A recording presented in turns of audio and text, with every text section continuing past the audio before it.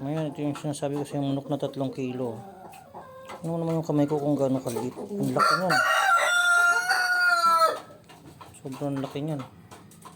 Ito yung sinacho, ito yung silibrio. Naalala mo yung mga sisiw. Sisiw lang to pero tingnan mo manok na oh. Sisiw lang yan nung nakaraan. Ito lalaki na. Kaya nyo 3 kilong manok. Baka nga 4 na yan. Sobrang laki. Jumbo. Busog na busog. Ito yung butchi. Ang laki yun. Uy, halika dito Julio.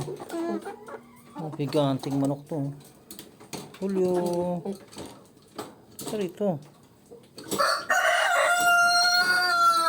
Bata pa ito eh. Jumbo chicken. Ito si Richard, ang aking panabong. Puro tae. Kaon-kaon.